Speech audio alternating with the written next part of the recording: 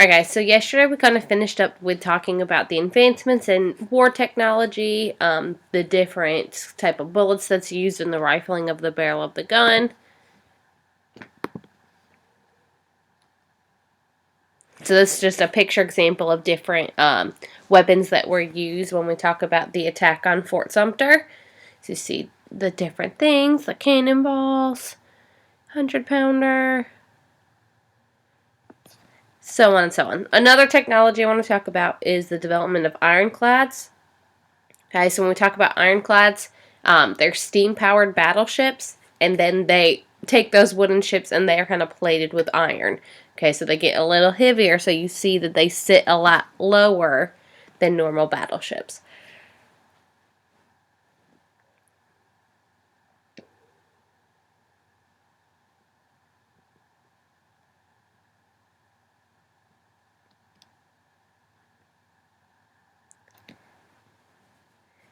Okay, so the first example you need to know is the Merrimack, which is the CSS Confederate Virginia battleship.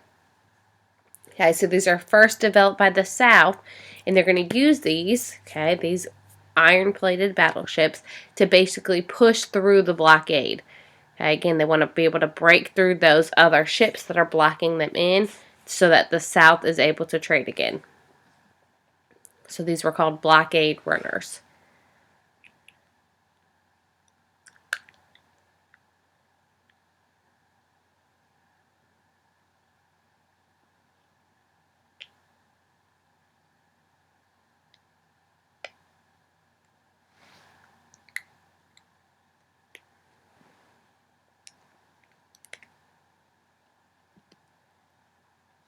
Okay, so on the other side, the Union does the same thing. Okay, takes a battleship, iron plates it, and this is going to become the USS Monitor. So we have the Merrimack on the southern side and the Monitor on the northern side. Okay, and let's just say developed to stop, not to stoop.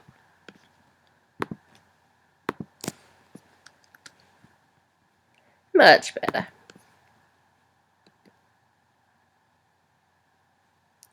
Okay, so we see the Monitor and the Merrimack come head to head. Okay, so you're using that as an example of a famous battleship of the ironclads. Okay, neither of the ships were able to be destroyed, so again, no clear winner in that battle.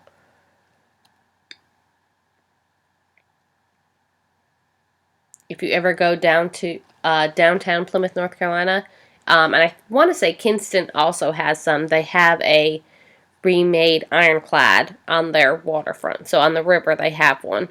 So it's pretty interesting to see. Okay, the impact of the ironclads, again, this just kind of ends the use of wooden battleships. They're no longer as successful or functional when we talk about using cannonballs and things like that. A wooden battleship would just be easily destroyed. Again, so this kind of strengthens the U.S. Navy.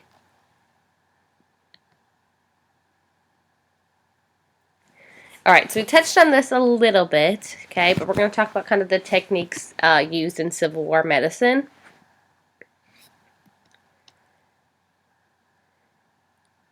Okay, so when we talk about Civil War medicine, okay, again, most of the soldiers who are dying are not necessarily dying from being shot or dying from their injuries. They're dying from disease and infection afterwards.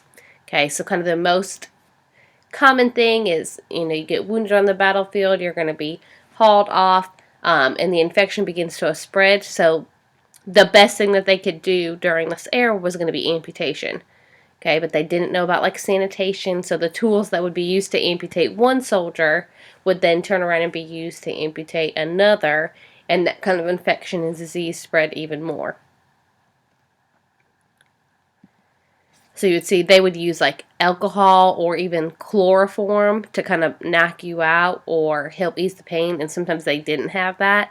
So you would literally just have to kind of like bite down on a belt or anything so you didn't literally bite down in your teeth so hard that they broke while they're amputating a limb while you're awake.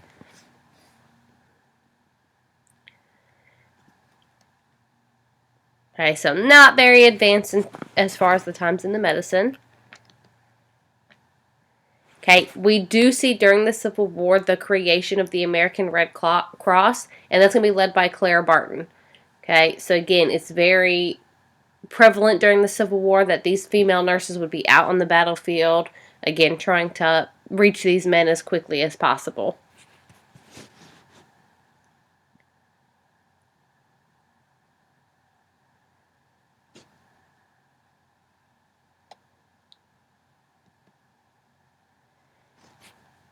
And again, we talked about this before. Just remember, when we talk about the number of casualties for the total war for the battles, dead, wounding, and missing all counts towards that number.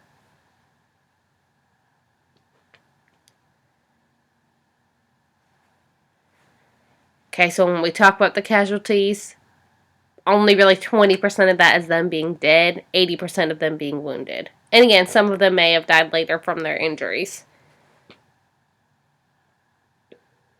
And again, 2/3 of the total number of men who died, 2/3 of them are going to be from disease, not directly on the battlefield. So again, that shows how limited medical knowledge was at this point. Okay, so we're kind of at the halftime of the war at this point, okay? Remember, on both sides, it's taking way longer than we thought it needed to. So people were kind of slowing down, signing up, and we needed more and more soldiers. So this is the first time ever in U.S. history where we are going to pass a draft. So it's called conscription at this time. Okay, and people are against it because, again, this is mostly involuntary. Okay, and for the most part, only the poor were getting drafted.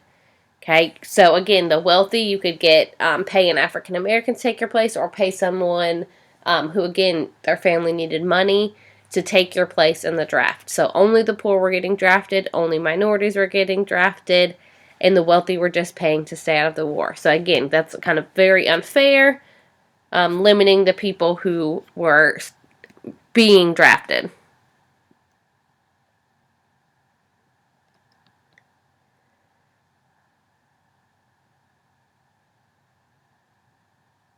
Okay, so because of the use of the draft, again, this is going to break out in violence. We see conflicts between different groups of people.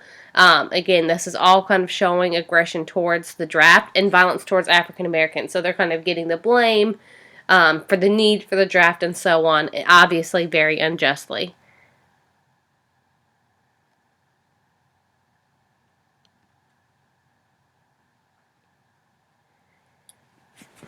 Okay, so at this point, we're about halfway through the war. Abraham Lincoln is running for re-election. Okay, again, his goals at this point, again, his priorities are going to be to win the war with the goal of uniting the North and South. So just still the same. Okay, his priorities are preserving the Union, reuniting the country. Okay, on the other hand, on the Democrat candidate, George McClellan. Remember, we've seen him. He is the one who got fired from Lincoln twice. Okay, he is going to run against Abraham Lincoln in this election. Okay, but his goal is to end the war immediately. Okay, create a treaty, end the war, and then just allow the Confederacy to be independent. So again, they're going to be supported by those Copperheads, that peace movement. Okay, because they supported an end to the war, and again, they were fine with just letting the Confederate be their own country. So you see an advertisement on each side.